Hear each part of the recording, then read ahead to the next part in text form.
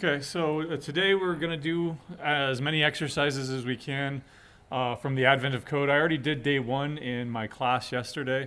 If you're interested, that is, of course, on YouTube. It was recorded and streamed.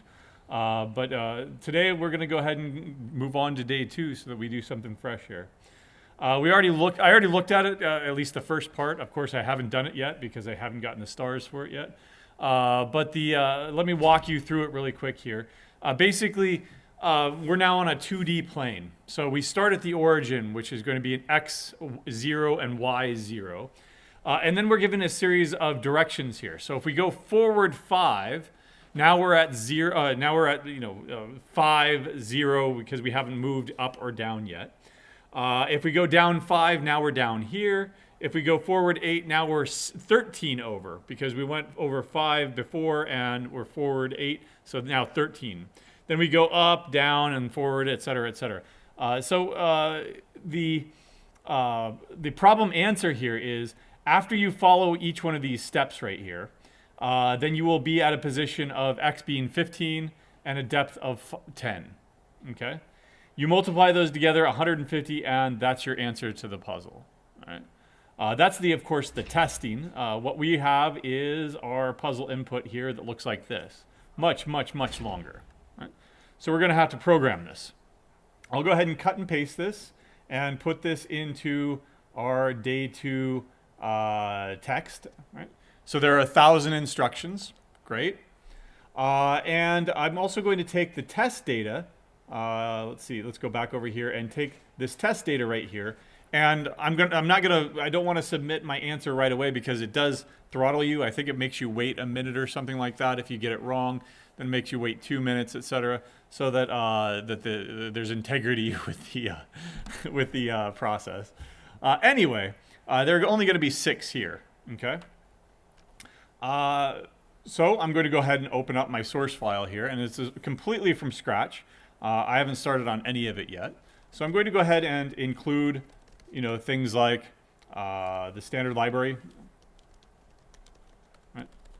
If this were a real program, of course, I would include a proper author header. Right? Include the standard input-output library because, of course, I'm going to be doing file I/O, and of course, I'm going to be doing actual standard output because of the answer. And also, probably, I'm going to be manipulating these strings somewhat. So, what should I include? What else should I include? String.h. Okay. Int main, int argc, char argv. Good enough. All right. You can return 0 down here at the end. Okay. All right. Step 1 is going to be to open this file. All right. Now, with your say project data that you've already gotten past the point where you have hack 14, but if you're still working on hack 14 because it was donked up or whatever, make sure that you are respecting that first line.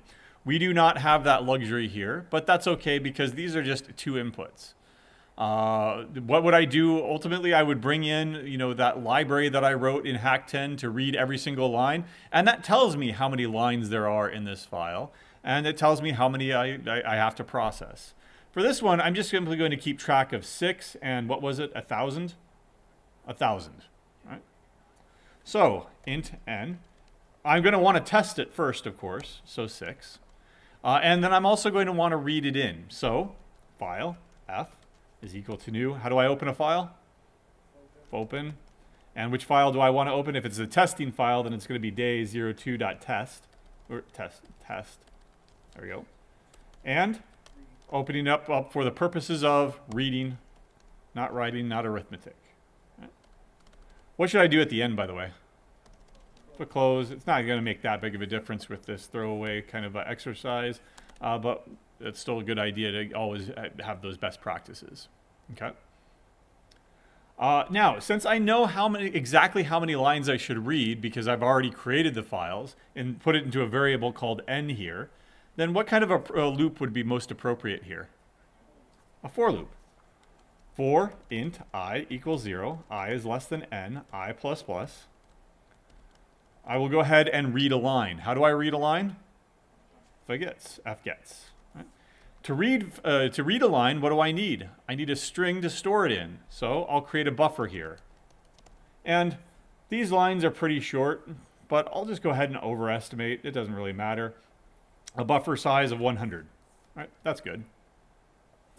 So forgets, what are the 3 arguments to forgets? The buffer, the limit on the number of bytes that you're going to read. 100 is the size of the buffer. That should match the size of the buffer. It'll actually only read 99, at most 99 characters. Why? Because it takes care of the null terminating character for you. And finally, the file that you're reading from. Now, normally, if we have a while loop, we also capture this return value, which is a char star. When it reaches the end of the file, that will return null to indicate that there's no more lines. I don't care about that because I know exactly how many lines I need to read here. Okay. What are my thoughts on ska? I don't know. I have no thoughts on ska. That was the Kinks, and that I played at the beginning. The Kinks predate ska a long time. I don't know. Maybe not. No, I don't know. When's the inception of ska? Anybody know? That was an online question. 90s, right? Yeah, the Kinks are at least the 70s, right? Okay, so if you're online, then you heard the music. If you didn't hear it in here. Anyway, I've read the line. What does a typical line look like? Well, it looks like either forward, down, up, and then a space along with a number. How do I process that line? Tokenize it, right? strtoke. Now, how do I use strtoke? I give it the string that I want to tokenize, and then the delimiter that I want to tokenize on. Now, you can go ahead and provide multiple delimiters here if you want to delimit it on spaces and commas and semicolons or whatever. But in this case, it's just a space. Okay? Now, that returns a char star that we need to capture.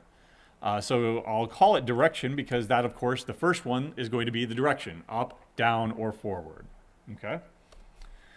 Now, I want to get the second string, which is going to be the magnitude, the number. Right? Help me out. Char, star, what would you call this? Distance? Right? strtoke. How do I call it the second time? Do I pass in buffer again? Nope. Any subsequent calls to strtoke, you pass in null to indicate that you want to continue on what you were doing before. But same delimiter here. Okay? Now, I know that there are only going to be two tokens. So at that point, I'm done. Can I use this distance and add it to whatever my current coordinates are? Nope. I have to convert it to an integer. Right? So int distance. Can I have 2 variables named the same thing? Nope. I'll go ahead and shorthand this as dist. Okay? Now, how do I convert dist into an integer? A to I, dist. So at this point, I have the direction and I have the distance.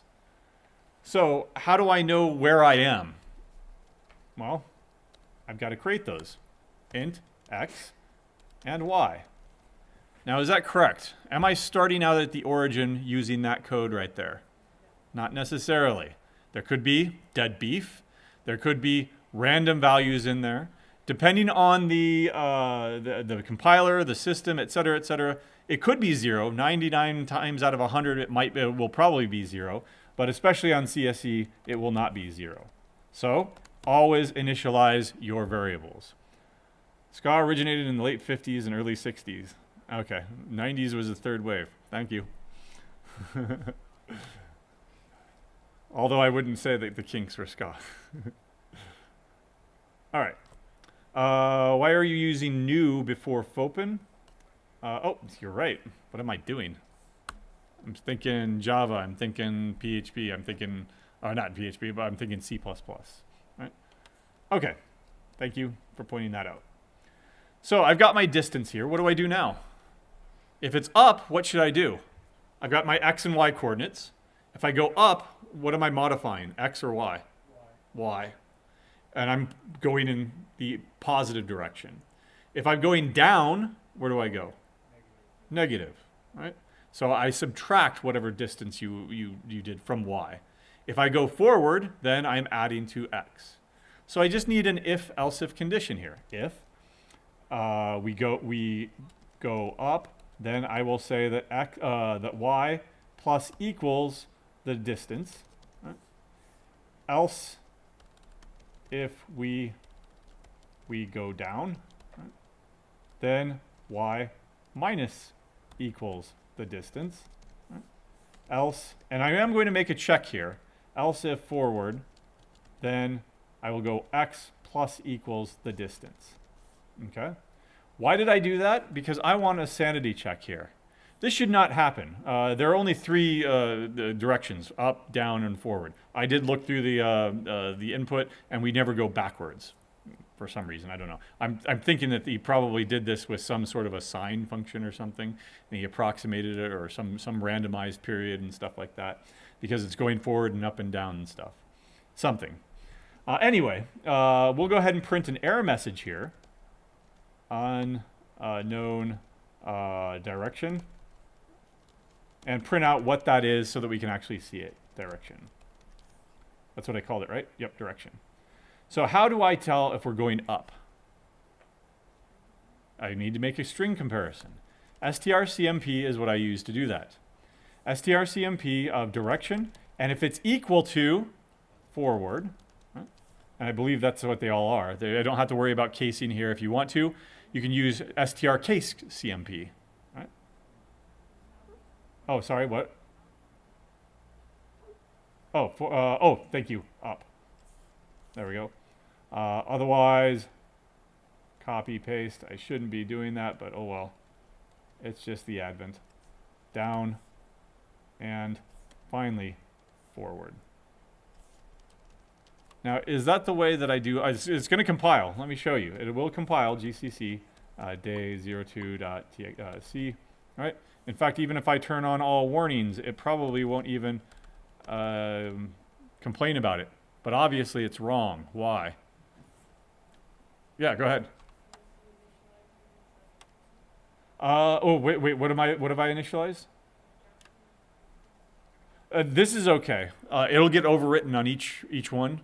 In fact, this is somewhat better design in my opinion because it limits the scope of these variables to just this loop, right? Okay. In other words, what does strcmp return? It returns something negative, positive, or 0 if they are the same thing. So if it returns 0, what am I doing here? Making it false. It is not equal to up, and that's not what I want. If it's equal to 0, or alternatively, what you could do is, as you suggested, a shorthand of nodding it, right? And that is a trick. Right? But I'm going to go ahead and do the proper thing here and check for 0 on all of those. Right?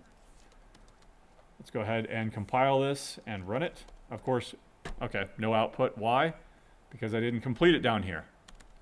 Printf final location is going to be %d. This is I'm treating this as an xy kind of coordinate system, x and y, and then of course I'm going to go ahead and multiply them together because I don't want to do the math in my head or pull out a calculator or whatever. X times y. It was multiplication, right? Okay. All right. Negative 150. Was that it? Nope. Okay. Back to over here. Forward 5 adds 5 to the horizontal position for a total of 5. Down 5. So down 5. Let's ignore the forward. Down 5. So now I'm down. Up 3. Now I'm only down 2. Down 8. So I'm down 10. It should be 10. I am convinced that they're not wrong. So I am wrong. Forward, down.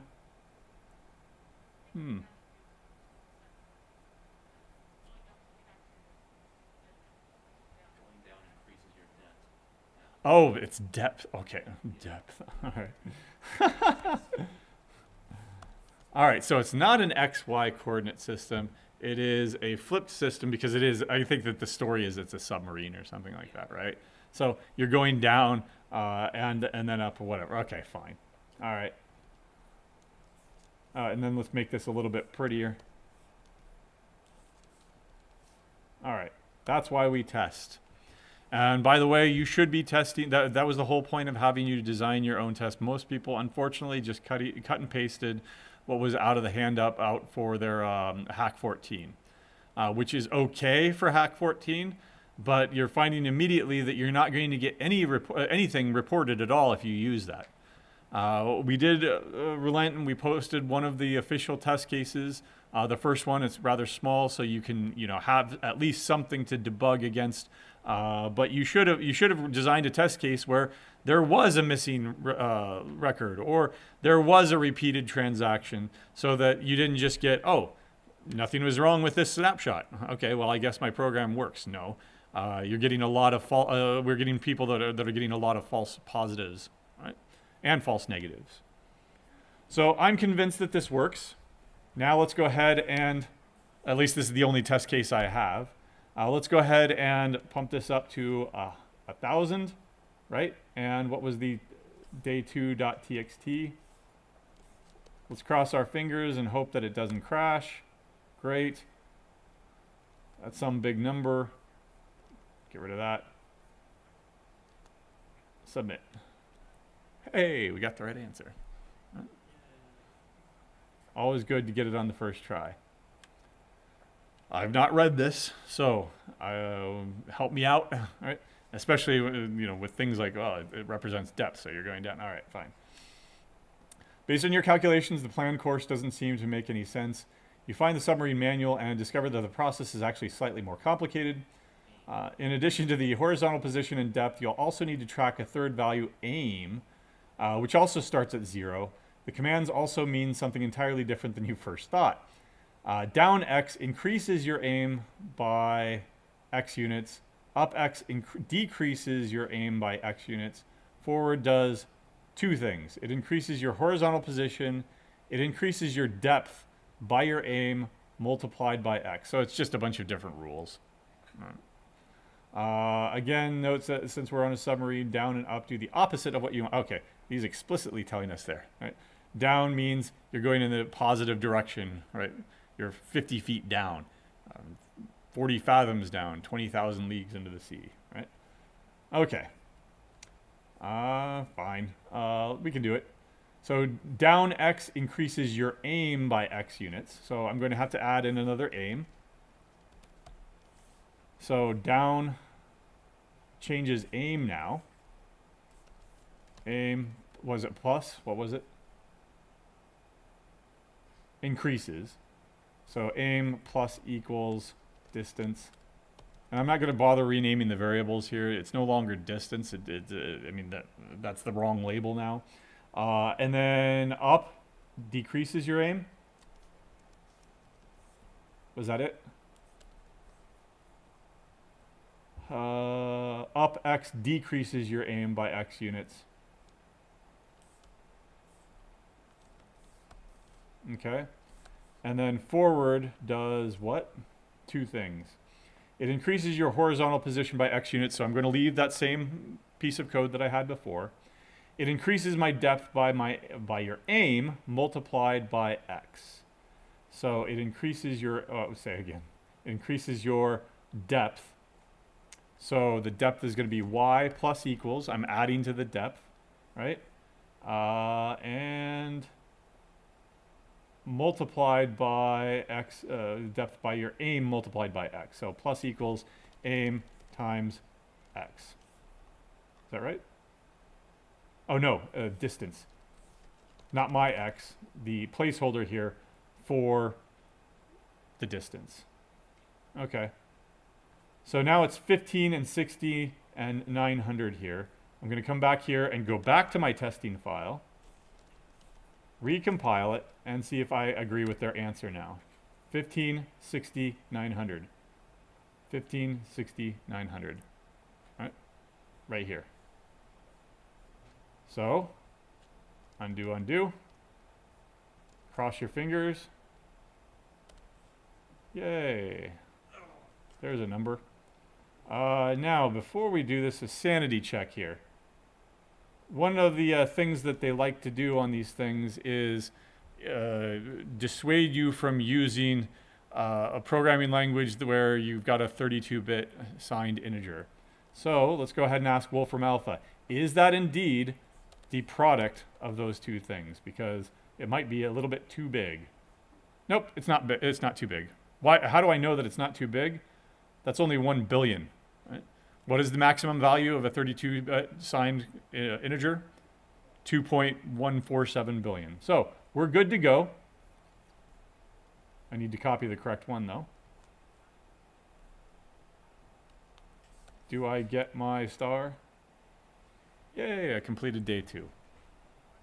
So I'm sure that this is some sort of sea, and then there's going to be a submarine here. Cool submarine sometime and later on. All right.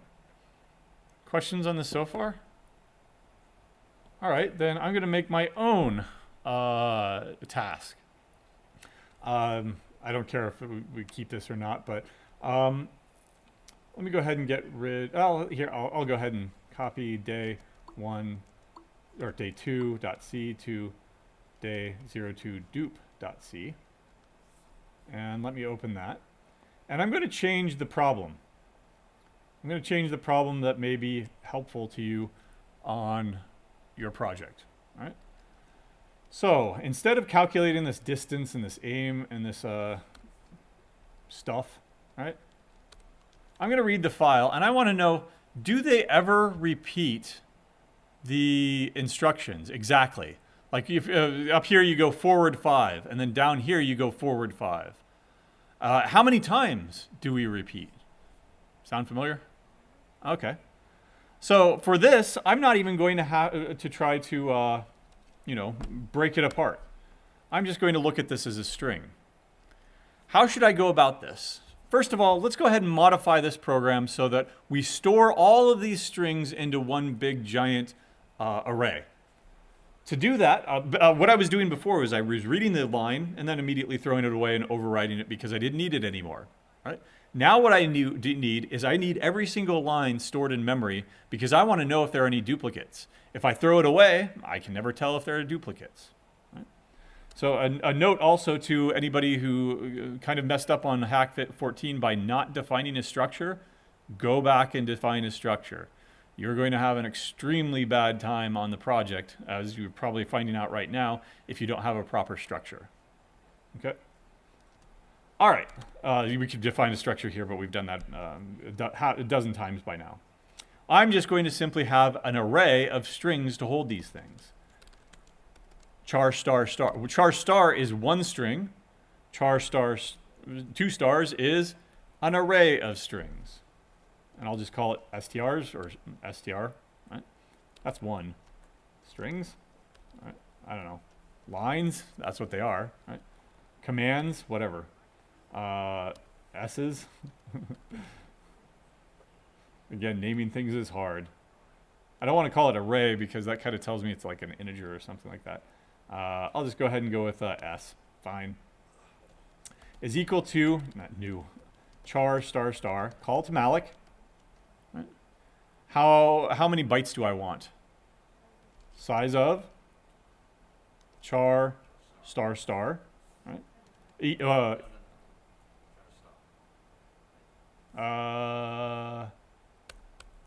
That's one character. That's a string pointer. Right?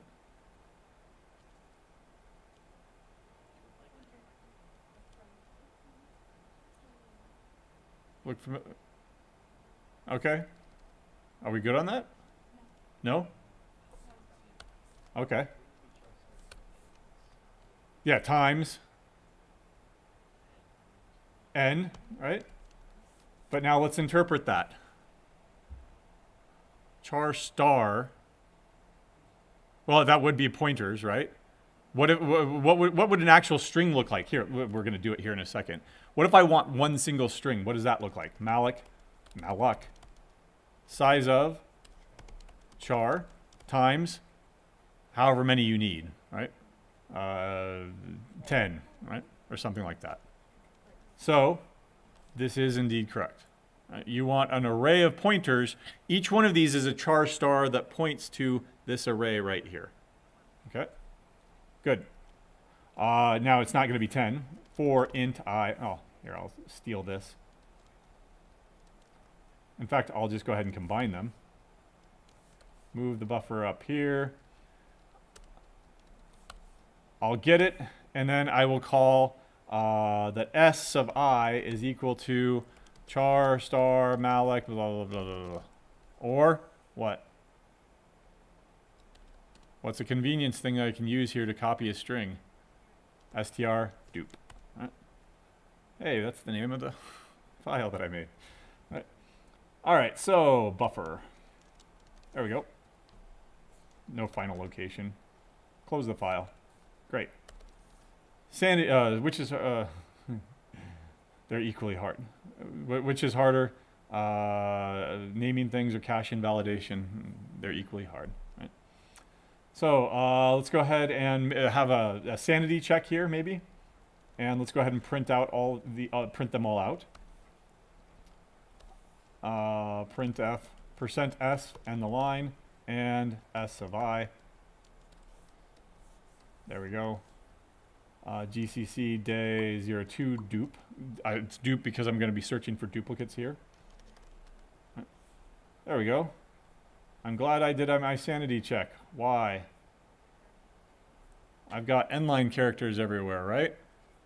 So, how could I get rid of that? Chomp it, right? Buffers of n is equal to the n-line, or the null terminating character. N minus 1?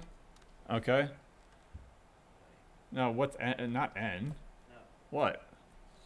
strlen of buffer. Right? The buffer, because you want to get... So, if the buffer is HELLO, n-line character, str length will return that it is 6 characters long. 0, 1, 2, 3, 4, 5 is what you want, and so minus 1. There we go. Try that again. And all the n-line characters are now stripped. If I had done that after, would it have had any effect? Not on the copied string. What if I did it on the copied string? Why do you copy it and then strip it out? Just strip it out and then copy it so that you're not wasting that one little byte there. Okay. All right. I'm convinced that it loads up. How should we go about searching for duplicates? Let me go ahead and restore that while loop there, or that for loop. So this runs over each possibility. Let me go ahead and open up that test file here. So for the first one, let's go ahead and look through all of the rest of them to see if we ever see forward 5 again. That's going to be another loop inside.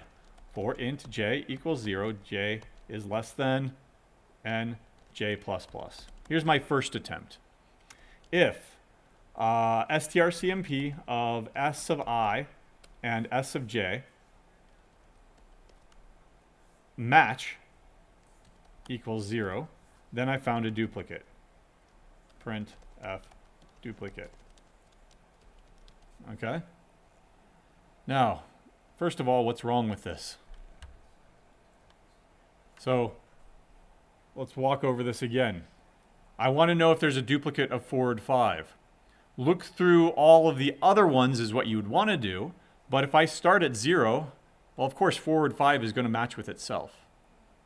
So I shouldn't start at the beginning, should I? Where should I start instead, at least for this? I plus 1? Okay. If I'm at I want to look at all the rest of them. So I plus 1, I plus 2, I plus 3. I advances, I plus 1, I plus 2, I plus 3, right? All the way down. But I don't want to go all the way to the end, right? Here's the last one. Are there any more? Nope. So what else should I do here? Stop short. Right? Once you get to that last one, there are no further duplicates after that. Okay? So duplicate, we'll go ahead and report that, %s, and then we'll just report s of I. There we go. GCC We are doing the full one, so I don't know if there are any duplicates or not. Hopefully there are. Okay, yep. There we go. Duplicate and the line. There we go. In fact, let's also keep a counter. Int count equals 0. And then we'll count the number of duplicates. Count plus plus if there's a duplicate. Great.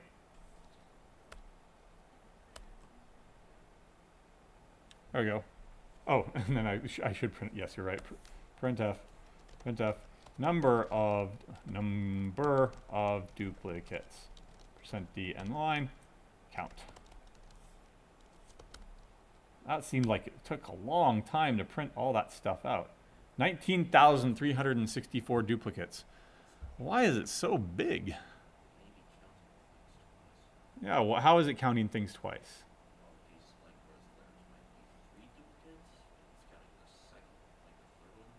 So here's forward 5, right?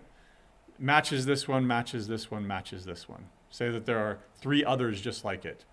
Then this one matches this one, matches this one. So 3, 4, 5. This one matches this one, 6. Okay. So I'm getting a lot of duplicates, right? Not only that, but how many comparisons am I ultimately making here? A lot, right? Let's go back over to the full file here. And how many were there? 1,000. Roughly, if I am looking at the first one and then 999 comparisons, the second one, 998 comparisons, you're roughly doing about 500,000 operations there.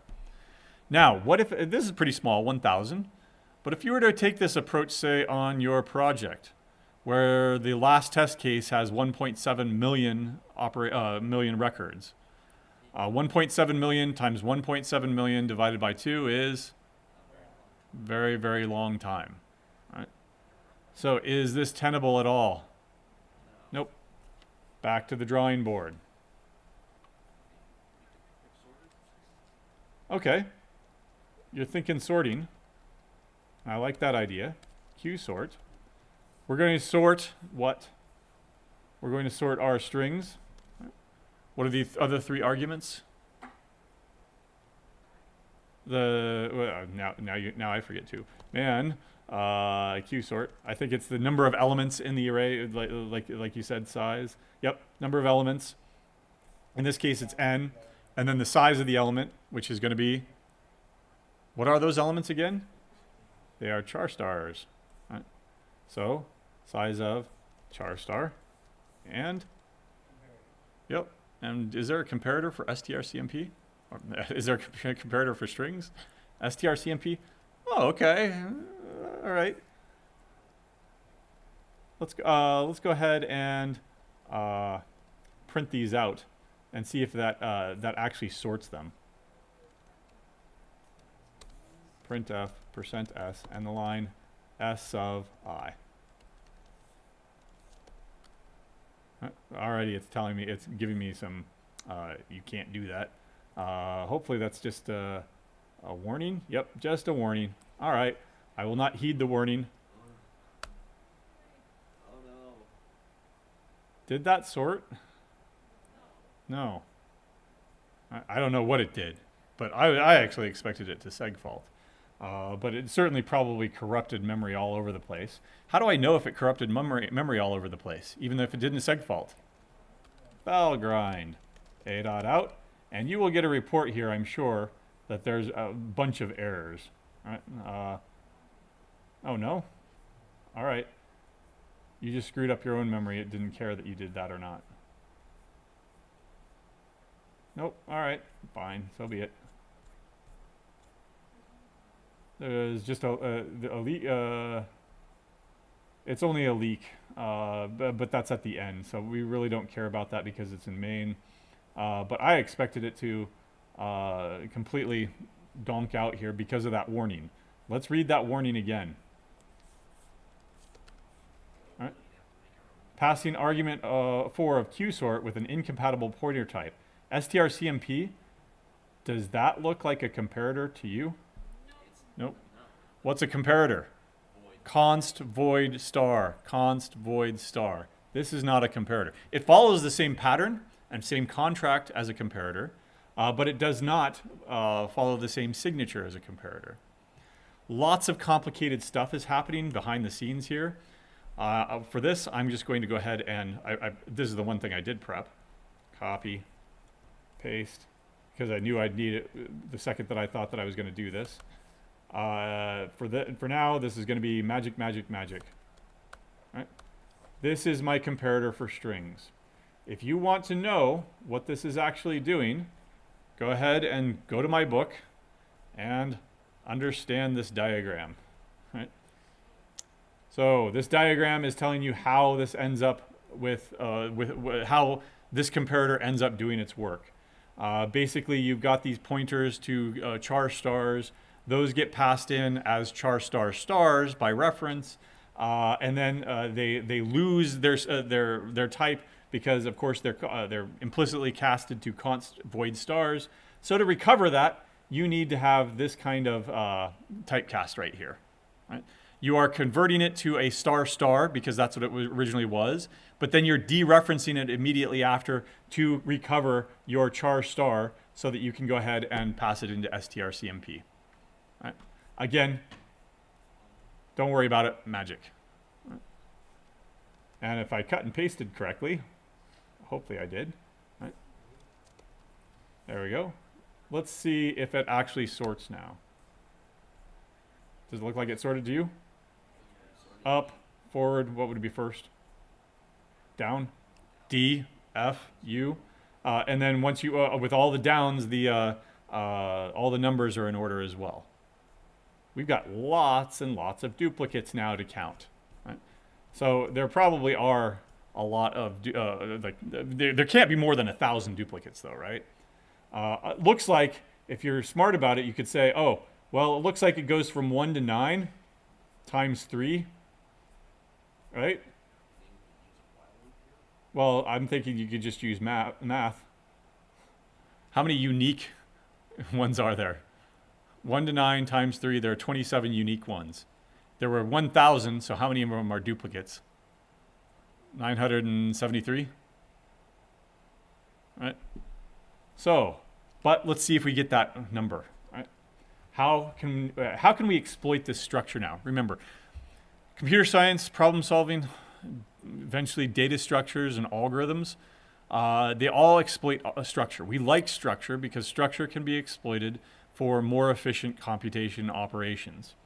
Now that I've sorted it, where are all those duplicates? Chunked right together. Chunk, chunk, chunk.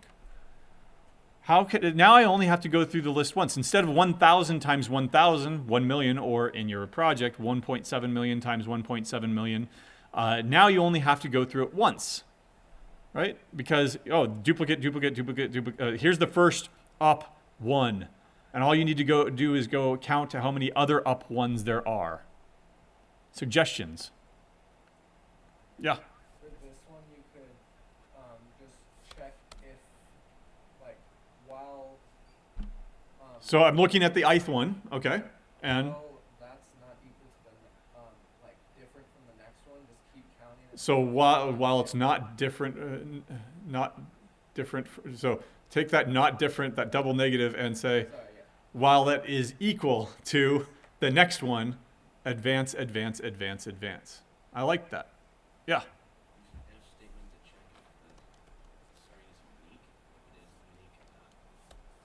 Well, I'm looking at the ith one right now, right? Yeah. I want to know, is that different or the same as the next one? Right? If it's the same, according to strcmp, right? If it's the same s of I and s of j, right? If it's the same, or not j, what am I doing? I plus 1 is the next one. If they're the same, then what should I do? Duplicate, right? I'll increment my counter. Now, if I just have this if statement here, right?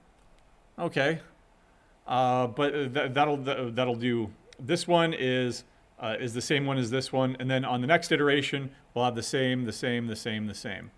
Let's see if this works. Okay. And now remember, what was my predicted value? 973? I'm not even sure if I'm right on that, by the way. Segmentation fault. And -1. Good. Before you reveal that, how do I go about debugging this?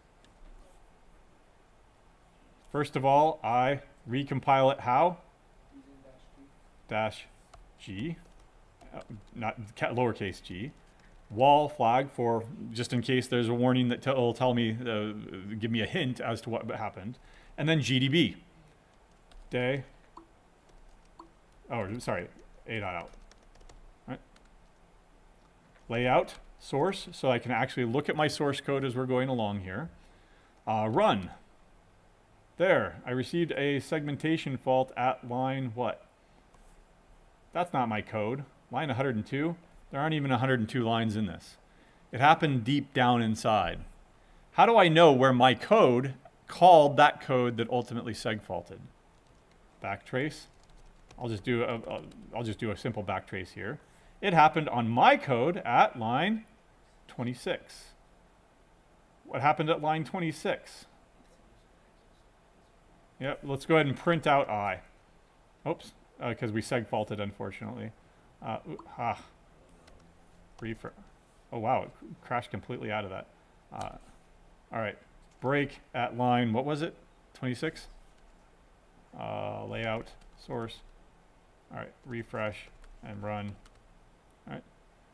Now, unfortunately, here you already pointed out the error that this is going to work for the most part, right? But I'll walk through this, and I'll watch say I. Next, next, next. There, it went from 3 to 4. Next, next, next. I don't want to sit here for all 1,000 of these things, so I'll go ahead and continue. See. All right, it is going to stop here for every single time, so whatever. Quit. You found the bug. What's the issue? And -1 here, or I could go back and change those to I -1 and I or whatever, but I need to stop short because I don't want to fall off the end. Okay. Oops, not GDB, but GCC. Run it again. Oh, lucky. My prediction was correct. Yay. And we used the power of math, right? All I needed to do was look, oh, well, there's only 27 possibilities. We have 1,000 records. So clearly, it's called the pigeonhole principle. By the pigeonhole principle, if you've got 4 pigeonholes and you've got 5 pigeons to stuff them in, right? Then that's what it's called. I don't know what they used, why they would want to stuff pigeons into pigeonholes, but you can stuff 4 of them, and necessarily one of those pigeonholes will have an extra pigeon in it. Right? So 973, I'm convinced that works. Right? What I would do also, maybe, if you're printing them out, maybe you also could rewrite this so that there's a while loop here instead. Instead of that if statement, while this one is equal to the next one, not only advance the count, but also increase I. Right?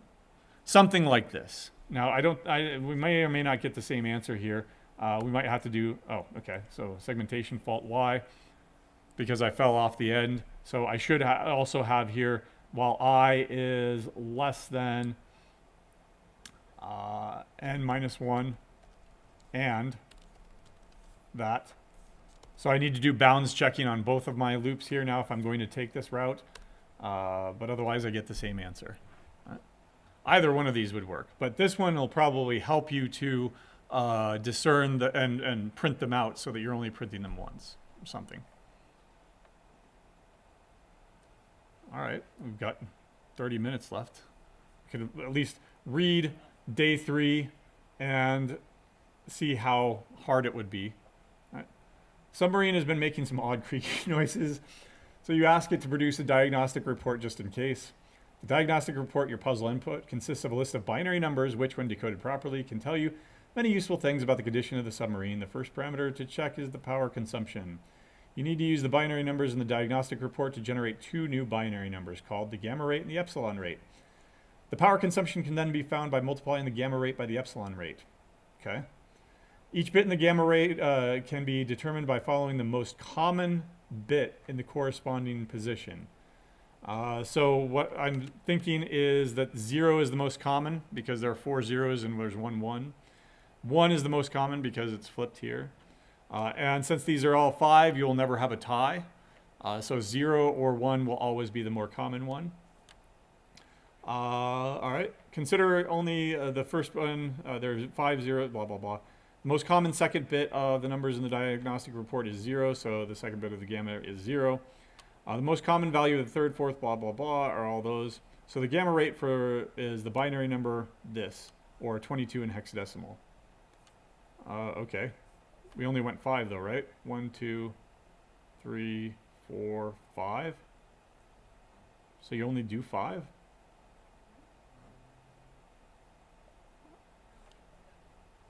It's what? I think it's going through like all of the first like bit of each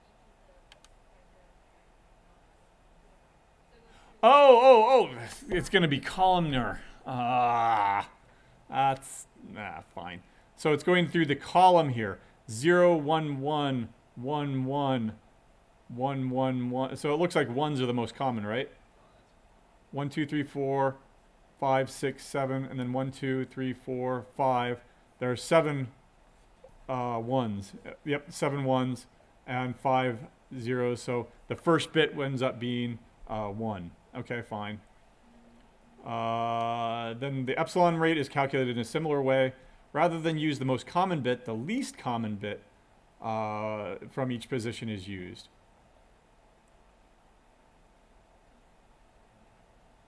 Wouldn't that just be the other one? Okay.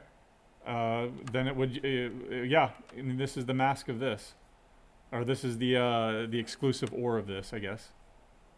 Right? We're just taking these bits and flipping them. 1 0 1 1 0 is going to be 0 1 0 0 1. All right. And that's 9 in so if you convert this binary number here, this is 1 and then 8. And so it ends up being 9. All right. Use the binary numbers in your diagnostic report to calculate the gamma rate and epsilon rate and then multiply them together. What is the power consumption of the submarine? And how big is it?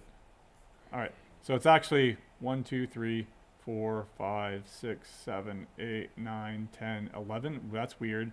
11 bits and several, maybe another 1,000 or so right there. Right? So at least let's sketch how we would go about doing this. Of course, file I/O. If you wanted to, you could read these directly into strings and then convert them to a number, and then you could do what's called bit twiddling, where you've got, say, let's just keep like these 4 bits here, right? You can shift bits around, you can mask them. So and that takes the logical and of 2 operations, true and false, or false and true, or whatever combination thereof. But if you just use 1 ampersand, it'll actually go bit by bit. Right? You could do that and count, mask them and count up the number of ones and count up the number of zeros if you wanted, or you could store them as a 2-dimensional array of integers. Right? That's probably more straightforward for what we've been covering here. You would want an 11 or however many rows there are by 11 integer array. You'd fill it up with zeros and ones, then go down and sum up that first column, number of zeros, number of ones, and that gives you the first bit. As for converting binary into decimal in C, so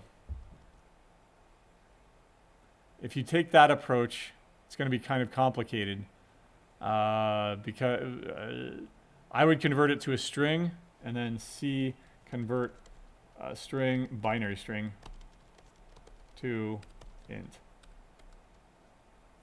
I don't think that sprintf or a2f, yeah. Oh, there we go. The standard library takes a base parameter, so this case would be 2. Yep, great. str toll, I have no idea what toll stands for, but man, str toll. Convert a string to a long integer. There we go.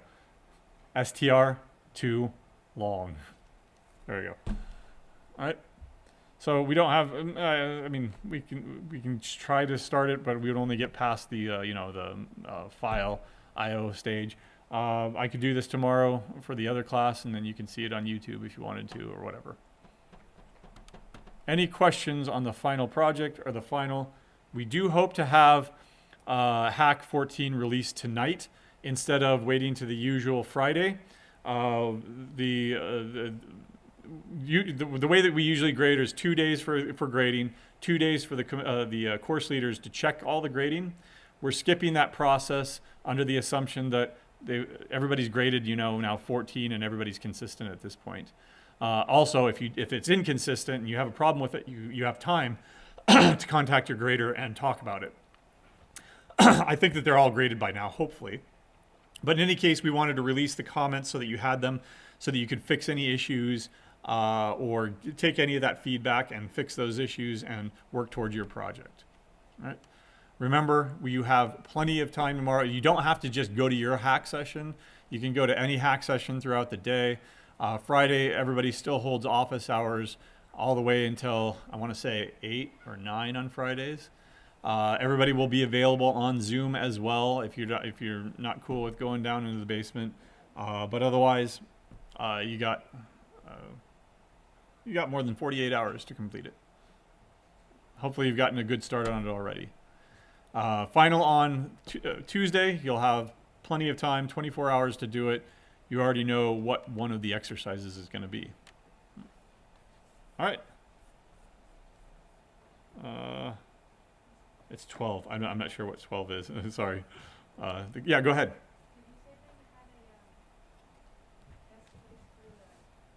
Yeah, it's on Piazza. There's a whole thread on tips and tricks for.